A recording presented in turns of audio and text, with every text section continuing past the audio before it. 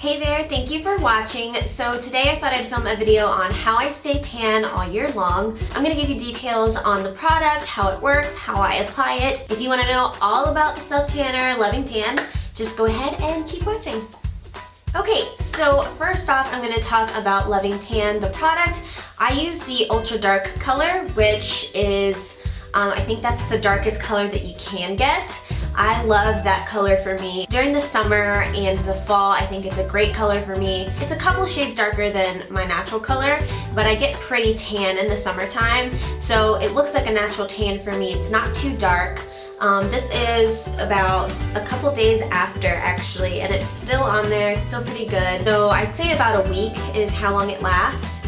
The smell of it, it's okay. It kind of reminds me of the Jergens self-tanner, the Jergens lotion self-tanner, but it's just a smell that you can get over. I mean, it fades away within like a day, so it's not too bad. And then the consistency, it's a mousse, so it's really light, it's not sticky at all, which is my favorite part, and it doesn't transfer onto your clothes. If you take a shower at night and after you apply the self-tanner, it's not going to transfer onto your clothes, to your pajamas, or to your sheets, because I actually have white bed sheets and it didn't transfer onto my bed sheets at all. So that's a plus. And the color is more of like a dark chocolatey bronzy color. At first when you pump it out, it looks like a really dark brown, just like a dark chocolate brown. But then once you apply it onto your skin, rub it out, it's actually a really nice bronze color. It's a little bit of an olive tone, which is a really natural bronze, glowy color, which is my favorite part. I'm gonna move on to the steps that I take in the process of self-tanning. So the first thing that I do, that's the most important thing to do, is to exfoliate. I use just a scrub that you scrub all over your body. Also using a loofah could work.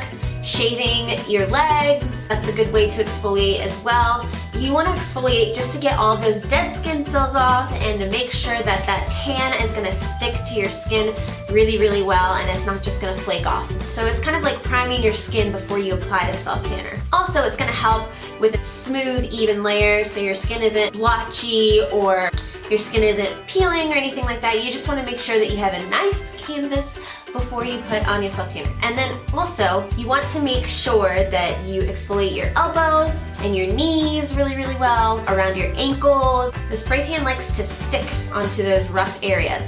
So it's gonna look darker in those areas if you don't exfoliate it well. So you just wanna make sure that you do that really, really well before you apply your self-tanner. You don't wanna look like you rubbed your elbows and knees in the dirt, which is not a good look, I promise. I apply my self-tanner at night, and I sleep with it during the night, and then in the morning I rinse it off. The reason why you want to rinse it off is because that's that top layer of the self-tanner on your skin. You want to get that smell off of you, and you want to just make sure that the self-tanner turned out okay and that you're not missing any spots. Because sometimes it's just easy with the self-tanner when you're at home to miss a spot. You just have to be really, really careful. Next is the application process. So the bottle is actually a pump, so it's like mousse, like your hair. It comes out in a mousse consistency, and you just pump it onto a mitt.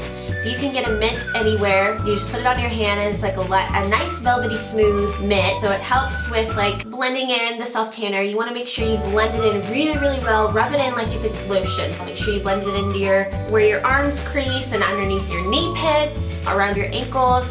And my recommendation for feet and hands is that whatever you have left over on your hands or your legs, you just bring it down a little further. You don't need a whole pump for just your hands. That's a little excessive. Make sure you get your neck. Some self-tan, you can self-tan your face if you like. If you don't have your hubby, fiance, friend, or your mom or sister or whatever to help you out, then you can just buy this application or this applicator. It's a back applicator. It's like a mitt on a stick. So it's kind of like a back scrubber, but not a scrubber, it's a mitt. And you just use it on the back of your body. I would suggest like looking in the mirror behind you just to make sure, grab another mirror and just check your back and make sure you didn't make any streaks or anything.